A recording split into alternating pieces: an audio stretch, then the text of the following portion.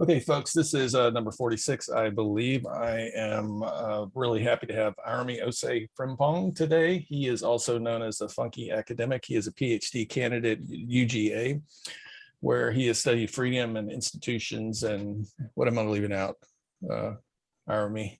Oh no, I just studied the realization of freedom and what we need. How do we need to organize ourselves to actually be free? Gotcha. And what freedom looks like philosophically and otherwise, right?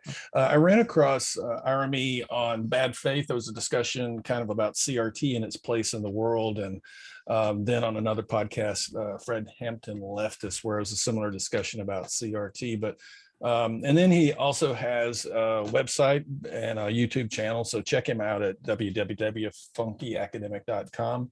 And he's been critical. One of the reasons I wanted to talk with him, he's in Georgia, so there aren't many radical voices kind of emanating from Georgia. At least that's been my experience publicly. Anyway, I was interested in his political kind of analysis of the US empire. He said a number of provocative things. He's been critical of Barack Obama. He's been critical of Reverend Barber and critical of folks like Van Jones and kind of establishment politicians like Jim Clyburn. And you don't hear a lot of that where I'm from. I'm in the southern tip of the state, probably 5 hours from Athens, where Irami is. So I guess the first question is, do you identify as a socialist, a critical thinker? Like where are you at ideologically? I'm pretty far to the left, but I actually believe in capitalism. I just think it needs to be regulated and supported appropriately, right? So the idea that all the jobs that need to be done and all of the productive work in the economy can be regulated by the private market, I just don't think that's true, because we don't produce enough elder care people to deal with everyone's mom who's growing old. Especially in rural Georgia, you got people growing old in houses falling down around them. Right. We don't produce. I was reading an article about hookworms are coming back in the rural South because people can't get their septic tanks and their septic systems fixed, because it turns out it takes $12,000 to redo your whole septic system. So people's the infrastructure has been, crumbling for 30 years, and the septic system goes out. So people are literally walking around in their own poop and getting hookworms because of that. And a lot of people don't have $12,000 laying around to put for trash removal. Right? So you need all of these goods and services that the market's not going to provide, or it's just going to provide for those who can afford them. But I think everyone should be able to walk around on regular ground and not their own poop. So we need people to go in and fix their septic system. And for example, rural Georgia, you got, I don't know, probably 60 years of deferred maintenance in this state. I suspect that will actually make it the whole state would be a really wonderful place to live, besides just having pretty decent weather. I think probably 60 years of just putting everyone to work who needs a job, just doing deferred maintenance. But the private market's not going to do that. The private market's going to let people house fall around in front of them. It's going to let people, it's not going to do wellness checks. So people are going to die. We're going to see a lot of that in the next 10, probably 15 years. As baby boomers just die in their rural house, and nobody knows because they have all of their, bills on auto pay or whatever, and they're just going to end up dead because we don't have wellness checks, right? So there's all this work that needs to be done that's not going to be catered to or supplied by the market, that needs to be done. So I think you can have a room for all of this direct government production that goes along with a capitalist market sorting that doesn't get in the way of it, but actually just provides goods and services for people who can't afford them on the open market.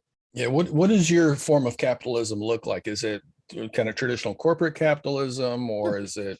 Yeah, I don't have a problem with corporate limited corporate personhood and corporate capitalism, and the variety of limited liability capitalism. And I just don't think that it can solve all of our production and supply needs. And I don't think capitalism has never actually taken up stigmatized groups at fair wages and working conditions. Right. So we need, in order to have political security and political independence, we need some sort of economic security. So we need a federal job guarantee or something that puts people to work at good wages and good work and decent working conditions.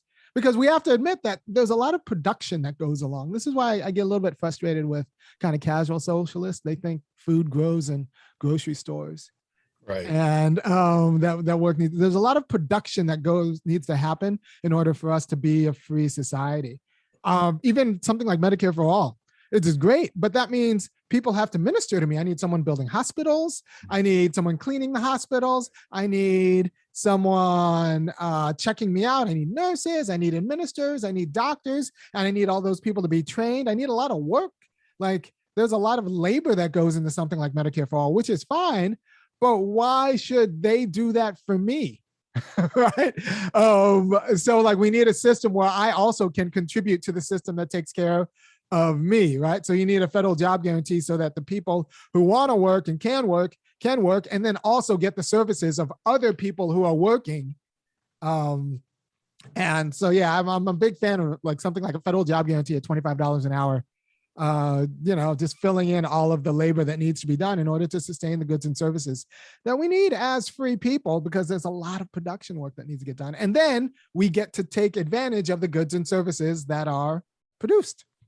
Do you see that happening though? Because my understanding of just kind of listening to a little bit of your work, you kind of have an intersectional analysis though, right? Kind of a white supremacist, colonial, right? I'm assuming, I don't know if you identify as feminist or not, but given that we have kind of this racial hierarchy merged and intersecting with capitalism, I think you've even referred to kind of the South as a kind of internal colony, or at least it's kind of a colonial context. I mean, is that fair to say? So given your kind of intersectional analysis, how do we do that, especially just given the power of kind of white supremacy ideology? So the problem with something like a federal job guarantee is that it's going to provide jobs and services to Black people. It's going to provide jobs and services and income and economic security to Black people. And right now, a lot of people, and not all those people are for-profit people, a lot of non-profit people, like Black people, vulnerable and easy to control. Right. So, there's this great article I read last week about 1918 Greenville, South Carolina. 1918 Greenville, South Carolina. The Black men were off fighting in World War World War One. And so they would get a pension that would be sent home to their family. And so their wives quit working as domestic work for white women in Greenville, South Carolina. And you know what? The white women did not like that. They were feeling so they made a stink, and they called all of their husbands and all of their family friends and all of their uncles, and they got Greenville to pass a city ordinance that demanded that Black women go to work. That Black women were to be put to work. So much for freedom. Hold on, I think I have the. I'm going to just ship it right over here. Yeah, that Negro women were to be put to work, and that was just fascinating, because like, in order for white women to be free and not unburdened by the just work of sustaining a house, they needed slaves.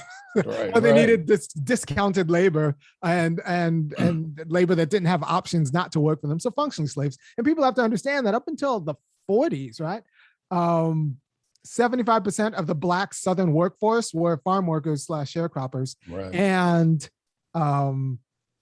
even I think debt peonage even ran up to the 40s, right? Right. Yeah, debt peonage, which means that like you worked on it, you were a sharecropper, and you're supposed to be able to pay back all of your you would have to take out loans for equipment and seeds and stuff, but you'd be able to pay that back with your crop. But would you believe that every time the harvest came and the Black sharecroppers tried to pay back their loans with their crop, it never added up. So they never ended up in the red, right? So they was just always in debt and always under control. And there's a fascinating, I read an article about this, about debt peonage in the American South and how it was tied to a disease called, I think it's pellagra.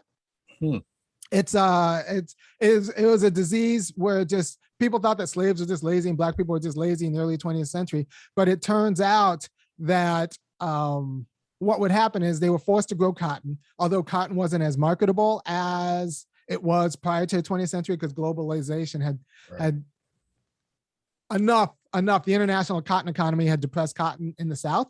And so the only people who were not growing cotton here were actually like carpetbaggers. Like, so Georgia is the peach state because of carpetbaggers who moved to the South, buy up land, and realized cotton wasn't profitable. But so they'd grow peaches and cucumbers and all this. Same with Florida and oranges. But white people still grew cotton because cotton was the way to control black people. And what white people really wanted, what the planter class really wanted, was profit was good, but control over the racial hierarchy was even better. So they'd take the loss to keep the control. So black people buying cotton couldn't make good on the loans that they would get in order to grow cotton, but it was kind of a monoculture for them, a monocrop for them. So they weren't growing all of these things that they could eat, right? Because they'd have to dedicate all of that land and labor to cotton, right? So what they would do is end up buying food from the company store, the planter's store, and take out more loans or script from the plantation in order to buy food, canned food, which was from Iowa and Nebraska, and it was all like kind of corn based. The problem was this corn wasn't processed correctly, and it didn't have appropriate nutrients. The process is called nixtamalization or something like that, and it didn't have nice and appropriate nutrients, and so it was giving like this disease of listlessness, right? So you're getting food that was poorly processed because you couldn't grow your own food because you had to keep the cotton economy going, not because the cotton economy was particularly profitable at that time, but because the cotton economy enabled white control. And that's the reason why we don't have a better regional food supply system in America right now, like Jim Crow. Yeah, well, and coupled with that was like convict leasing, right? Too, kind of the beginning of mass incarceration, if we want to call it that. Then, right. So all of these public goods, I would like put to like built by black people earning $25 an hour. We got convicts to do the roads and the forestry. We got convicts to do, and in California, like they fight a lot of fires. Like currently, right. Well, and I think it's kind of a colonial strategy to basically make people not to be, or kind of get them in a position where they can't grow subsistence farming and produce their own food, right? To have some sense of independence and autonomy, right? And you need economic independence if you want political independence. So this is what screws up our politics, and why, like I said, it turns out, I'm like one of the lone black progressive voices. There are a lot of them. I'm sure there are. But like I'm loud, right? And the reason why I get to be loud is because I don't care about kind of economic degradation. And by the way, if you support me being loud, go ahead and go to www.funkyacademic.com and kick in $5, $15, or $50 for my little show, because I like to think I'm giving the quality of wisdom that allow people to not squander their lives or participate in some structures that will end up they'll have to repent for. So so support me doing what I do every week, and go over to the website or the YouTube page and just put in Funky Academic, then my work will show up. But what I was saying is you need economic security in order to be politically independent. And even the founders knew this, right? So there's this great letter from John Adams where he says, like, look, we have to keep suffrage to property owning white men. We can't do it to people who are employees or workers. They don't count, because all of their interests will be determined by their boss, or they'll be tools for their boss. And we can't give it to women because they're too busy doing this, like an incredible amount of housework to actually pay attention to public affairs. So we need to restrict suffrage to property owning white men. And so people will say, like, that's sexist, that's racist.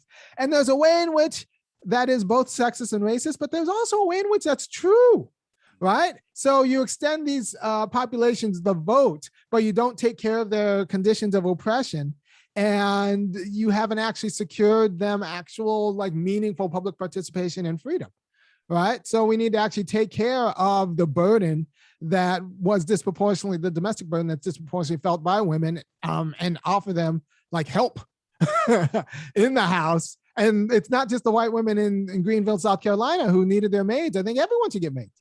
I think there should be like Angela Davis has a great piece on this called The Obsolescence of Housework, about how we should just subsidize and socialize this work. And everyone should get like, bi-weekly help.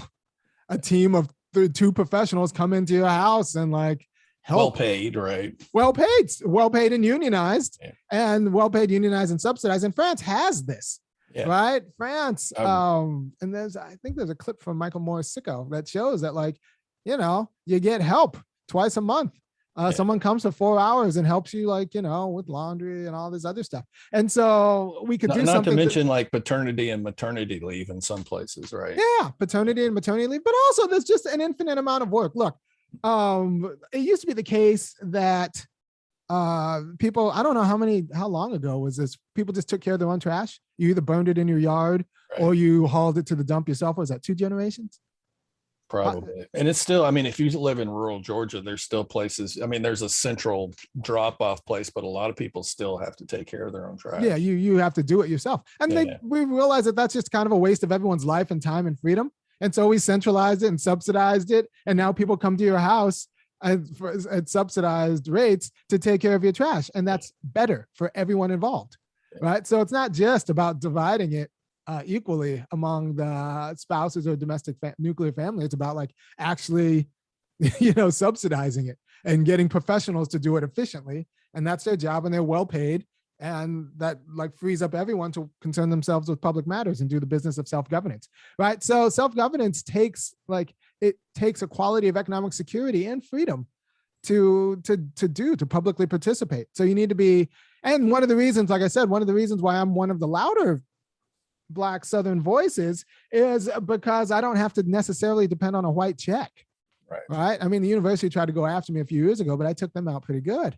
And everybody else is scared to talk. So there are a lot of Black people who think like I do, but they don't say the things I do. And that is, so they're not really politically free. We're not a self-determining people because we can't participate in the discourse in the way that we ought to. It's certainly the case, I think, in rural communities like this one, where there's a certain economic terrorism. Like, right. We don't call it that, but that's what it is. No, when everyone's scared to lose their job because they might offend their boss in some way, like that's not, you don't get a real political discourse. Yeah. Well, I mean, a lot of radicals think the empire is beyond reform. It doesn't seem like you do. And I think that was one of the questions I wanted to ask you, given this was a colonial enterprise, given that it wasn't really democratic, given that it was white supremacist, based on genocide, based on 246 years of slavery, and then neo-slavery, then Jim Crow, right?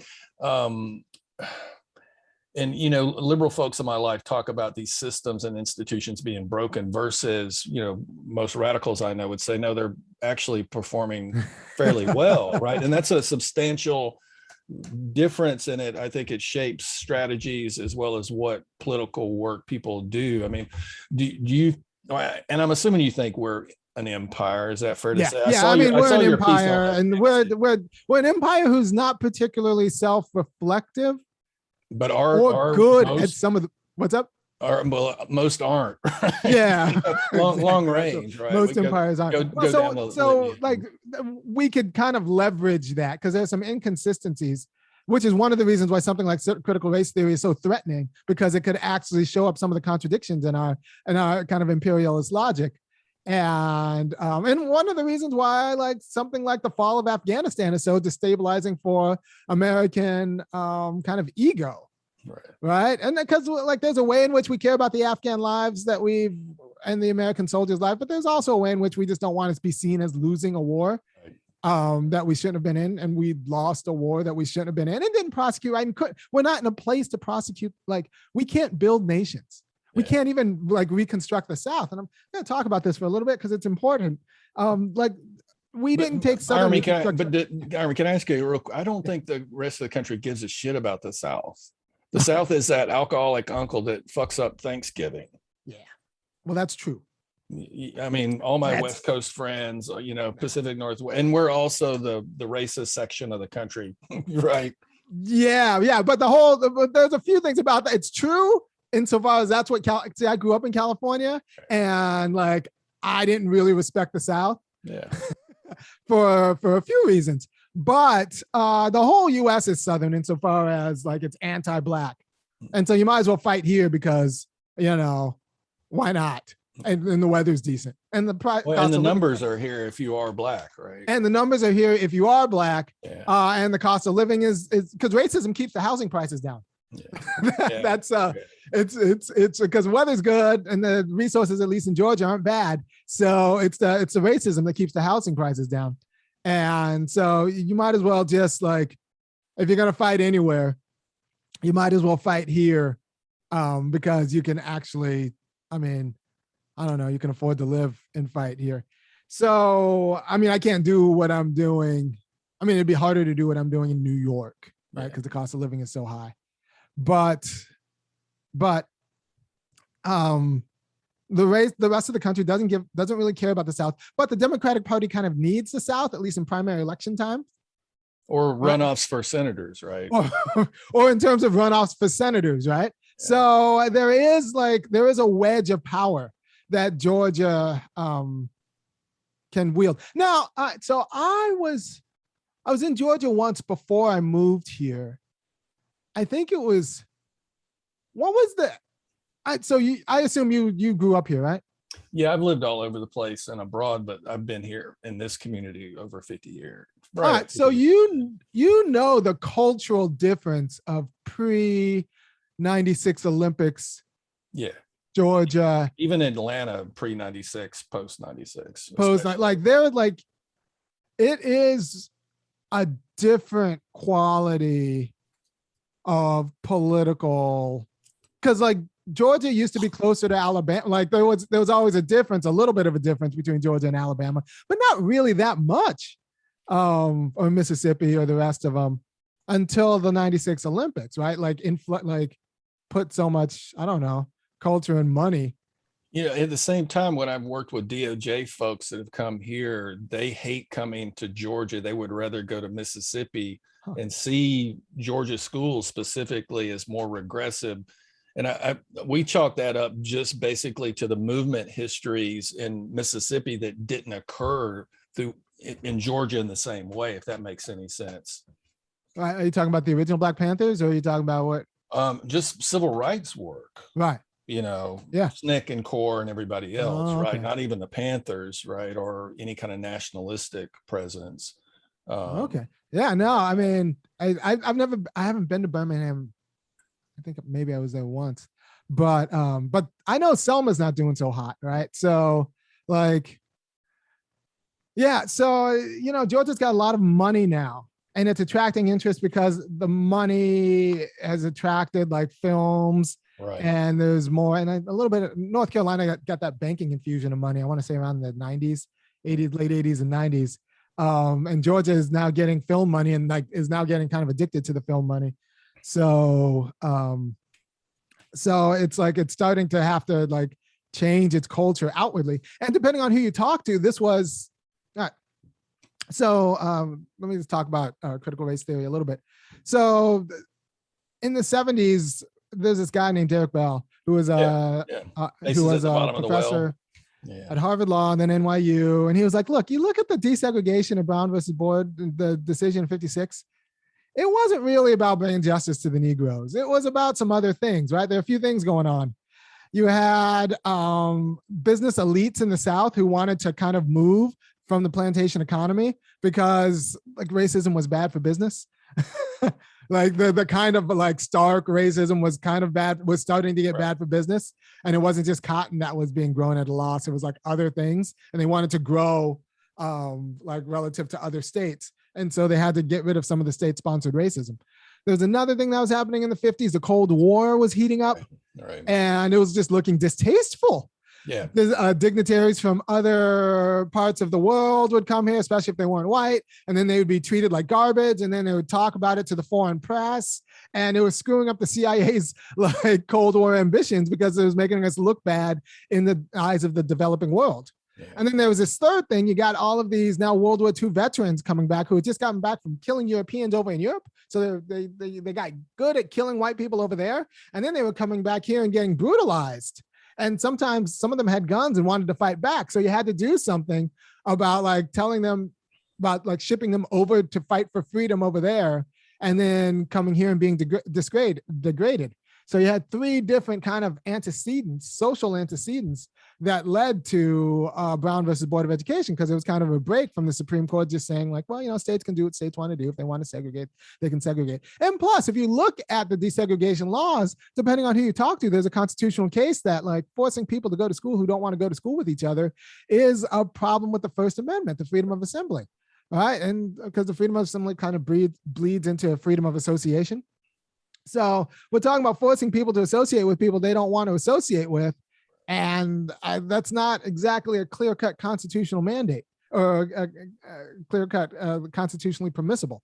So what actually turned Brown versus Board of Education isn't some sort of application of the 14th Amendment, but is kind of a revelation of these social factors and the influence of these social factors, which is the need to modernize the Southern rural plantation economy, the fear of unrest from these Black World War II veterans, and the distaste internationally that state-sponsored racism was sowing and was making it like it was making it really hard to prosecute the Cold War, because all the Soviets had to say was, yeah, but you still lynch Negroes.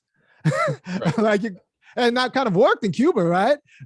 So there are all these social factors that led to a legal discussion. So critical race theory is like looking at all of the social antecedents that get covered when we think that formal legal theory is what's doing the work in society, right? So critical race theory comes out of critical legal studies that kind of looked at these formal mechanisms that said, you know, the formal mechanisms don't actually tell the whole story.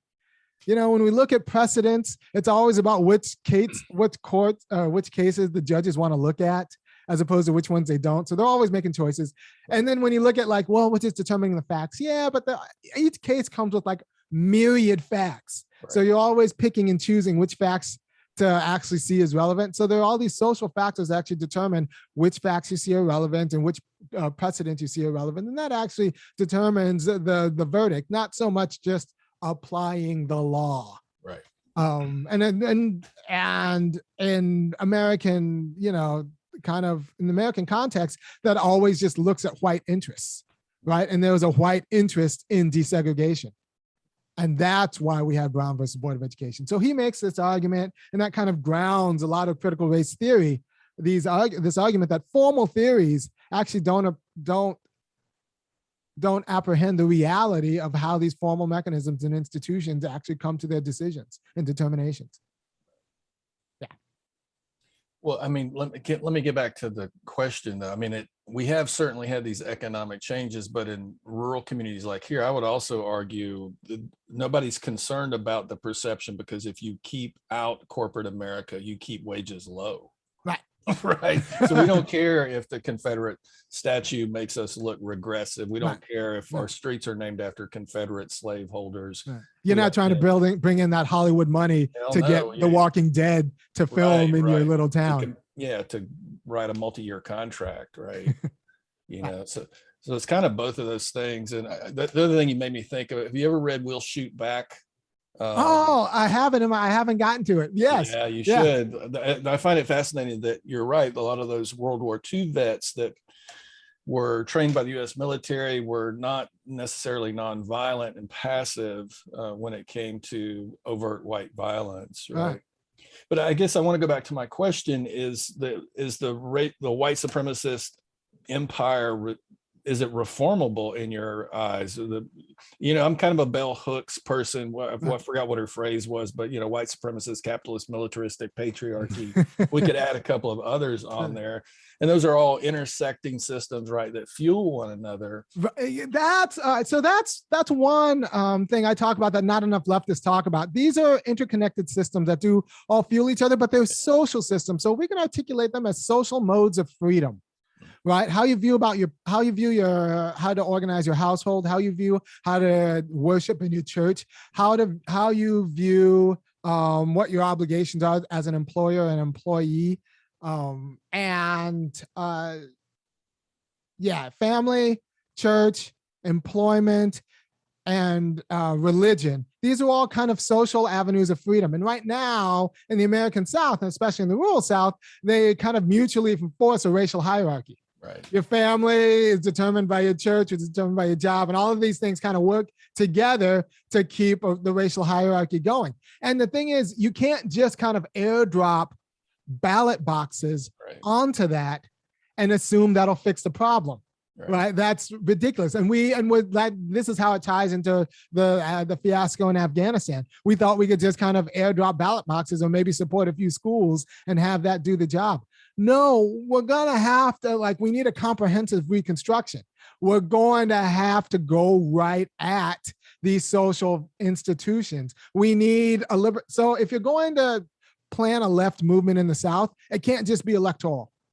You need to pair that with a liberal, progressive version of focus on the family, because you need actual content to understand how to organize a nuclear household, a nuclear family.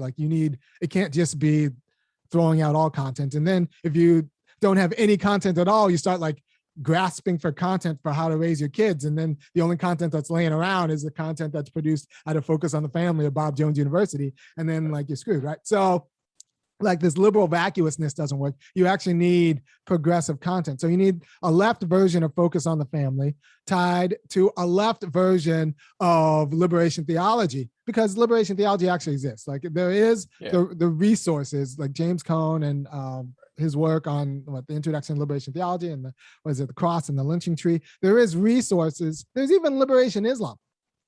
I suspect there's liberation Judaism too, right? So there is resources to make a church that is appropriate to the justice struggles of Black people in the United States. So you need to not just plant a political arm, you need the appropriate social arms. So you need, like I said, to proselytize a Focus on the Family that actually puts forth a substantive left vision of what a nuclear family should look like. And I just did a video on this.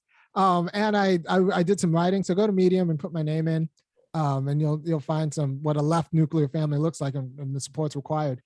And also, you need to seed or plant a left church, because if you leave the churches and you leave the kind of conventional wisdom about family and gender relations and all that intact, and you just put ballot boxes, expecting that ballot boxes will do the job, you'll get Afghanistan. Yeah. Well, it seems to me we're all primed across the racial spectrum, right, to reproduce these systems of hierarchy anyway. And I guess that's my fundamental question of what does the deprogramming look like, or what is the It's comprehensive. It's not just electoral. No, right. Because these things, again, are, you sound like a structural functionalist, right? The idea that these institutions are mutually reinforcing and reproducing, right? Yes. And I've often, with Afghanistan, and again, whether empire really wants democracy in the Middle East is a big question, right? I always just thought it was exploitation. That and control, right? But I also always was pretty convinced, especially when I taught, we would talk about whether it's democratic to impose democracy, as if that is, and that's not a new slogan, right? Making the world safe for democracy, I think came out of Wilson. Right. But I think one of the things we struggle in the Deep South across race and class is that, it is inherently patriarchal. It's inherently hierarchical. It's highly evangelical across race. Right. So you need institutions. For example, you need a media. We need this, except on terrestrial radio. Right. So you need the cultural and social intervention, or at least counter programming, because right now, it's a pretty, the mutually enforcing institutions. You listen to Sean Hannity, and then you go to church, and then you listen to Fox, and then all of it kind of works together to sustain the racial hierarchy. And this goes for Black and white people in the rural South. So you need the social institutions. You can't just elect your way out of that, because the campaign won't get out without the social arteries that make it make sense. and Well, and support. I think that's the big difficult point. What is it? We could talk about it theoretically in terms of Right. what we need institutionally, right? But how does one interrupt the existing institutional nexus, right, that is maintaining, conformity, is maintaining political apathy? Because, and this is Malcolm X's critique of Christianity, the payoffs in the next life, if I just stay obedient in this one, right, if I just go do my job, if I don't make any waves. Right. And again, in the context of kind of economic terrorism, where if I speak out, if I do anything different, I mean, any change here is experienced as blasphemy of some sort, right? To be critical of corporate capitalism at all is to be a communist. To be critical of the hierarchical patriarchal church is to be a heathen, right? Right. That's and what you need. I say this, and I come out of the Southern Baptist tradition, man. I was a missionary and got turned on to liberation theology, specifically out of Central and South America, and then James Cone later, who I got to see preach. But that's I don't know any liberation theology folk locally, and that conversation is a tough one to even, especially as a white dude. Yeah, you need or even with white Christians. No, I mean, you need institutional support. So the first thing I would do, if I were a leftist with money, first thing I do is, but we're not leftists with money. We're just leftists. Yeah, exactly. Unless you got some money I don't know about. Look, if Bernie Sanders had given me $500,000 in 2016, I could have screwed up South Carolina for him. I mean, I could have like destabilized South Carolina for company Democrats. So like, if we're serious about a national left program, we have to actually deal with the South. So what you do, you need the first step I would have would be a terrestrial radio station, like a real radio station. Old school, on the ground. Yeah. Terrestrial. So like there you have like an option for people, because NPR is worthless, right? You need a terrestrial left radio station, right? So you start with that as a base. Next, you build a liberation theology church. Because I do think, and this is one of those things you could do here because land is so cheap, I do think there might be a demand. I think there's a demand. I think people are looking for something. So if there was a well-funded, younger folks, especially if they're a well-funded church, 100% Christian, 100% liberation theology, and actually had a daycare. Yeah. You can't just when we paid child people to watch your kids while you go worship. I do think that would be a self-sustaining institution, and people would even some people would drive to go see it, right? To do it, because So you have a radio station, you have a church, and then we start talking about changing the political culture. Actually getting elected officers and school board members out of the church and people who listen to the radio locally. But you try to do these things without the social factors, and people just freak out. Right. They're going to worry about their job. They're going to lose all of their social support if they go left, and they don't want to lose all their social support. So you got white people sucking up to white people they don't even like, in order to keep their job. And they stay quiet about racial or labor or gender justice because they don't feel like if they fall, no one's going to catch them. Yeah. So we start these social institutions, starting with a radio station, then going to a liberation theology church, and then start talking about school curriculums and a focus on the family that all kind of mutually reinforce each other. And we start building a cultural institutions. Then we can start talking about school boards. Yeah. And then we'll have some sort of internal, we've had a counter organism, some sort of internal consistency of differentiated parts, media, school, family, church, to kind of grow a different ecology. And I think it'll be attractive. But you try to do it from the top down with just electoral politics, and you won't have the social support. Yeah, and I think you're alluding to something that I don't see locally, and a lot of the folks, I make a distinction between. I had a conversation Sunday about this with a group of local activists, that it seems to me what you're talking about is organizing, in addition to creating, like you said, a terrestrial based radio station. But in terms of relationship building and on the ground organizing. What I don't see that happening, and I fear sometimes that we're so hyper individualized at this point in the era of the selfie. I'm not sure our attention span is long enough to do it. And I don't want to romanticize the past, but that's a very different beast than going to a march and simply being an activist and doing actions, right? Right. What I'm talking about is institutional building, like growing people's capacity to govern and think about freedom in different ways. And I don't even think you can do that in a march. And you need a media structure, a media infrastructure, so people feel like they're on the same page and the page is actually left.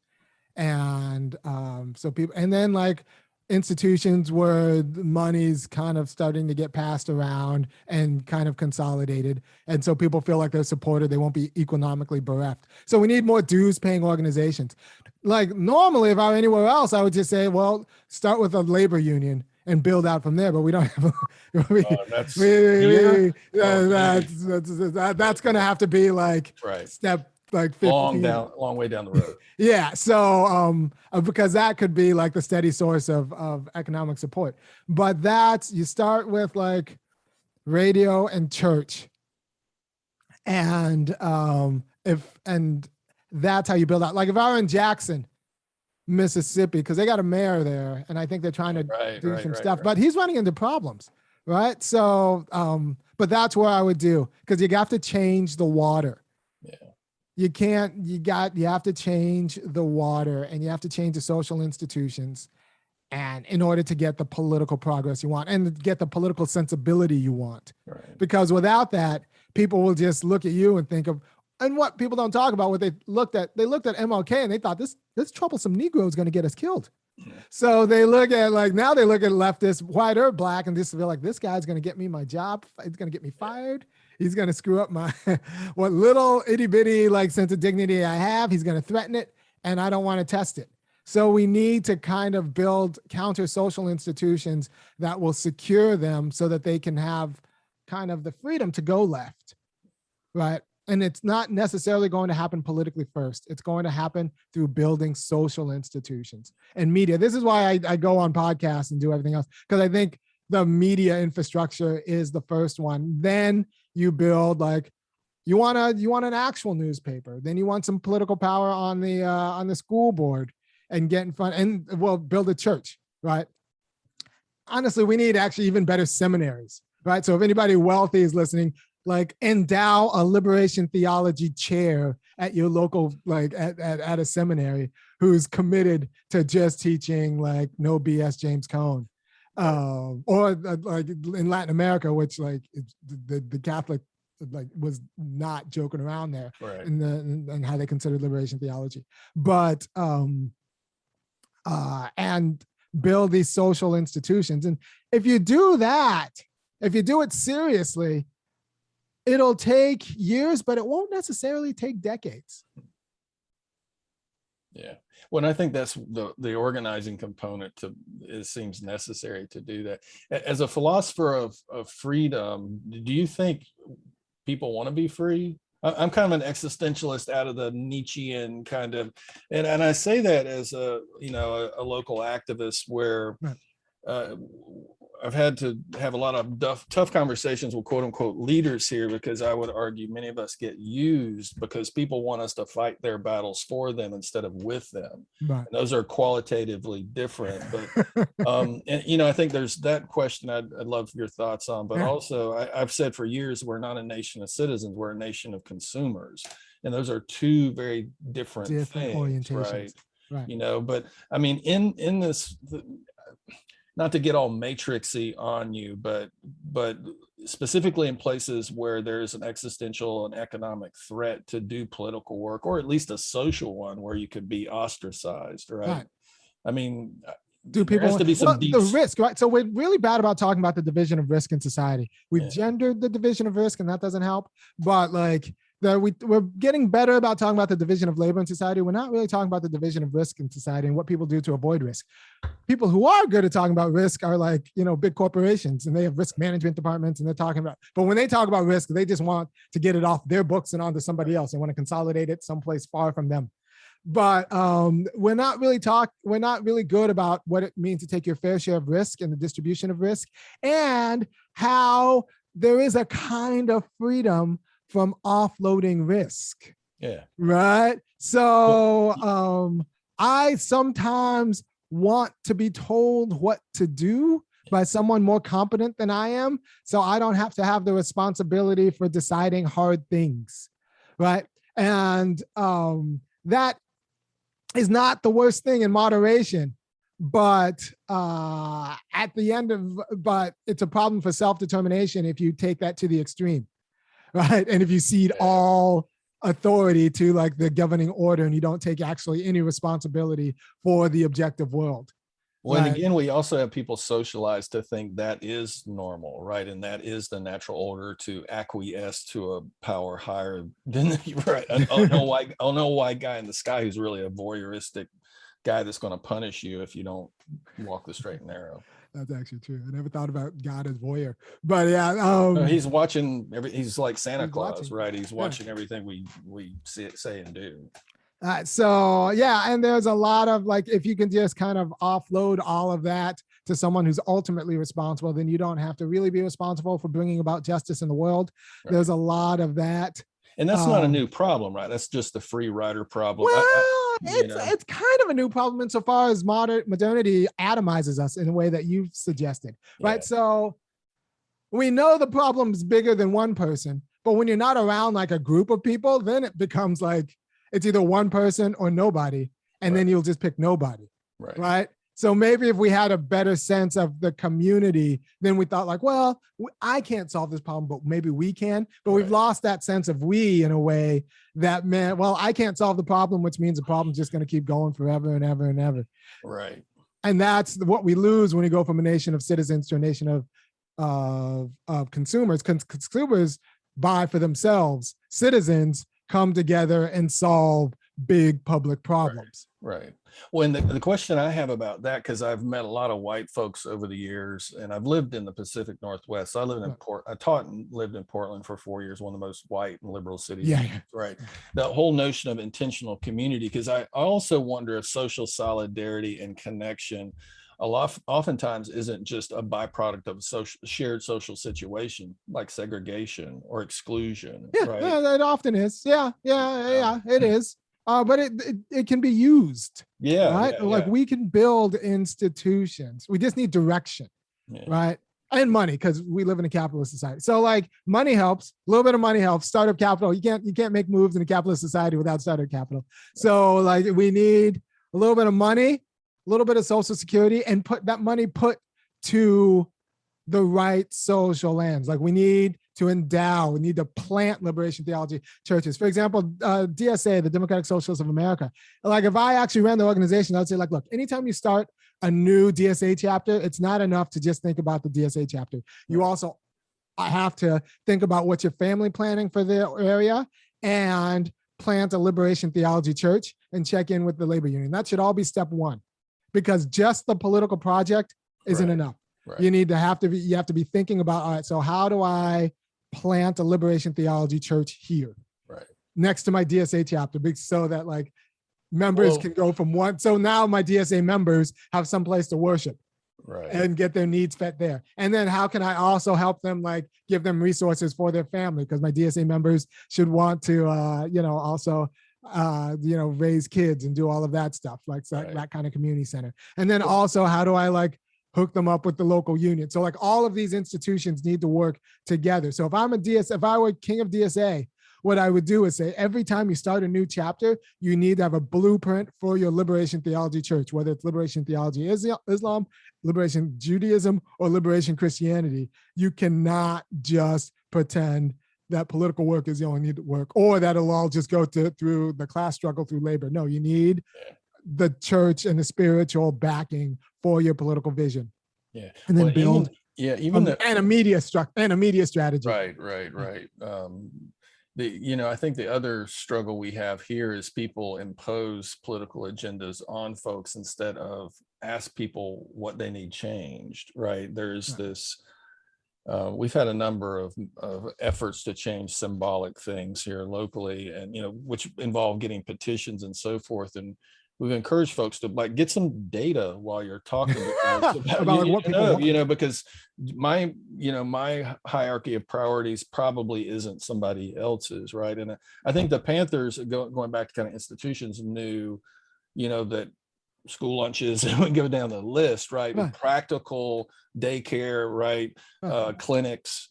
Those are, you want to win folks over, help them meet their daily needs instead Right. of trying to politically edify them, and generally oftentimes in language and analysis that came out of the academy. No disrespect. Yeah, right?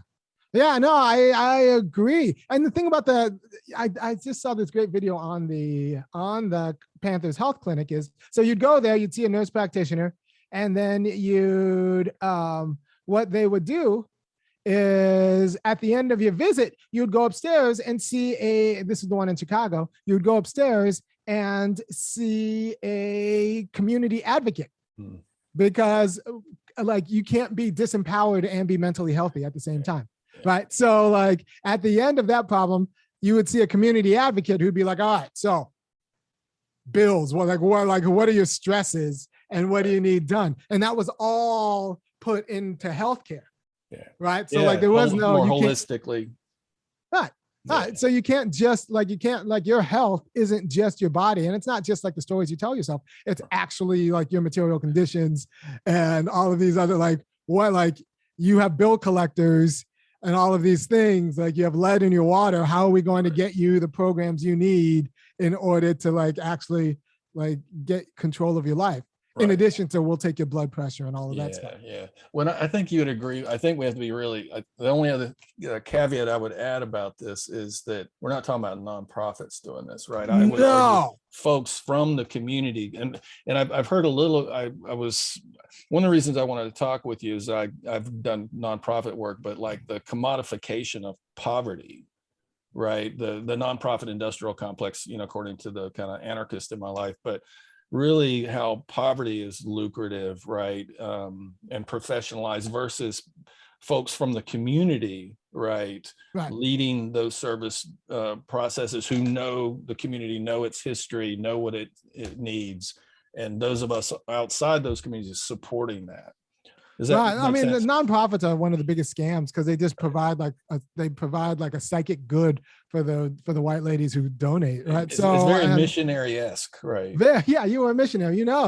It's kind of you see, and you worked in both sectors, so it's kind of a similar kind of aspect and approach. It's for not the client but for the patron. Yeah, and the corporate foundation writing small checks, right? That's the PR.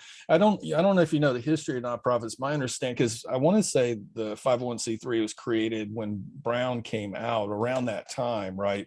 And most of the folks I work with argue that it was really a measure to stem social control, right? Or to basically professionalize all this movement activity in the 50s in order to kind of give people the carrot of the tax exempt status, right? Then you pull the corporations in, right?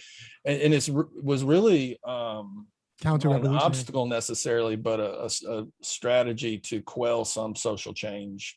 Yeah, I believe it. It's definitely regressive, ultimately regressive, and it kind of, I don't know, innovates. It does something to the political energy, and it just confuses people about justice. You don't get justice from charity. You can't demand anything from a patron. Like at the end of the day, it's going to be you trying to kiss some white person's butt for money, and that's not the same as demanding things by right. Yeah, and it'll fundamentally distort all of these struggles for justice. And it's a beautiful, if you want to see folks' real intentions, right, it's a beautiful conversation to try to have with folks working in the nonprofit sector about what we call accountability to the community. Are you hiring from the community? Did the community start your nonprofit? Are there critical masses of critical thinkers on your boards of directors? No. And then people just get pissed because they want people to be grateful for whatever service, and those services are necessary. Don't get me wrong. I don't want to disrespect. But it shouldn't be run out of gratitude and charity. It should be run by, these are mine by right. I work, I live here, I'm being exploited. These help mitigate my exploitation. But yeah, no, it's a huge thing. And just this idea, like, why did we ever think that private charity was going to do this justice work? Yeah. I don't it's just fundamentally unserious. When it troubles me, because I've had students over the years who want to make a difference and they tell me they're going to go work in a nonprofit.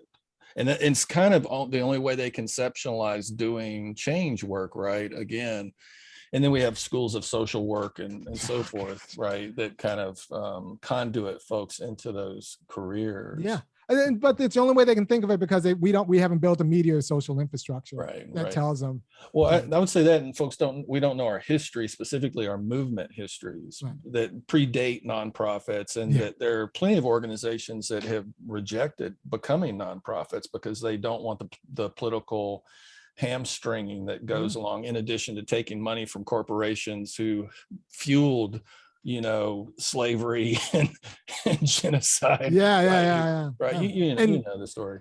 Yeah, I mean, and just the appeal, even if you don't get the money from these rich guys or the rich corporations, you'll always want to get their money. It'll make things so much easier if you get their money. So you'll find yourself like distorting the mission of your nonprofit group in order to accommodate some jerk on a golf course, and like that. Yeah, we've got a little grassroots organization. We're doing our first fundraiser in 14 years, and so we've got members on email lists and so forth. And one of the first questions we get is this tax deductible?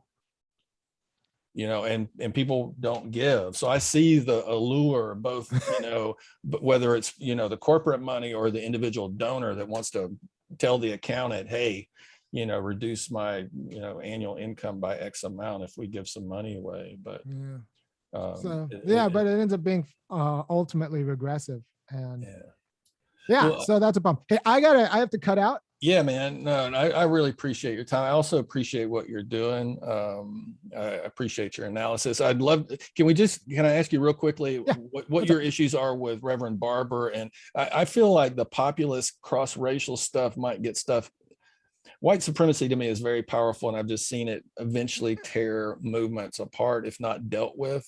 Right? We can do these utilitarian focused actions on stuff, but it doesn't go away. It doesn't go. And I think that's some of the value of CRT too. And you used a phrase, weaponizing it, which I found really interesting. I haven't seen CRT actually in public school. Right? I've taught CRT at the graduate level, but what's your concern with kind of the poor people's stuff that's going on? Is it I don't think Barber isn't particularly concrete in his asks, and voting and criminal justice stuff, that's not actually democratizing power in the same way. Like he's not sufficiently critique in his asks, and he does it because he doesn't want to tick off like company Democrats. Yeah. And that's like at the end, like these half measures aren't going to do it. Like you could do all the criminal justice reform you want, and you can do all the voting reform you want, but people are still going to be broke, and that's the problem. People are not going to be productively put to work, earning good wages, and like at a unionized job. Like that's going to be the problem. So you need to be concrete. But Barber's scared to be concrete because there's the Democrats are as big of the problem as the Republicans, and he's got a movement full of company Democrats. Yeah. Were you a fan of Baldwin? Because I loved his statement about not integrating into a burning house. Yeah, I mean, I heard King say that too. Yeah, I mean, I read the Fire Next Time, and Baldwin's just a clever guy. And no, I don't want to integrate into a Baldwin house. That means we have to actually change or integrate into empire, right? Integrate into empire. That's why we have to actually change the social foundations of empire. Right. So where I break off with a lot of other people who do the kind of work I do is they think it's all political and that you don't need these other social institutions. I'm saying no, your program will fail if you don't have an alternative conception of property rights, an alternative conception of religious freedom and spiritual meaning, an alternative conception of family freedom and meaning and dignity in the family. And you need an alternative conception of what should be taught in schools to allow people to be functional adults. in civil society, right? So you need all of these other social institutions that uphold your left political vision, for your left political vision not to be alternately like alienating and too scary. Yeah, I hope we can do this again sometime if you'd be cool with it, because I'd love also your thoughts on the trajectory of the country January the 6th, whether we're an empire in decline, imploding like so many others. I think we're pretty like white supremacy is pretty like, it's not going to look all the time the same way. And there are going to be some flare-ups, but I think it's sufficiently nimble that it's not in decline, right? It's sufficiently nimble that it's not in decline. There was a flare-up, and I think it was a distasteful flare-up. You're talking about white supremacist kind of ideology, and right? Yeah, gotcha. Right. It's going to be like, I'm talking more imperial decline. Imperial decline. Well, so the Olympics are a little bit interesting to me about that, because when I grew up, we used to win all the things. And now our women still win a lot of things, but our men just look like every other guy. So, except maybe in the pool, right? So I think that's kind of that was kind of an image. Canary. Yeah, that's kind of an image of like kind of like where we stand. Yeah. So the future might look good for American women for the next generation or so, but American men are like less exceptional in general. At least athletically, right? At least athletically. And I think that's might be a metaphor for other things. I think like the American empire might not be as exceptional as we thought or we were primed to believe. So I thought that was a fascinating kind of like example or illustration Indicator of like kind of our decadence. I don't know if decadence is the right word, but like we weren't as dominant as I remember the US being like in Olympics past.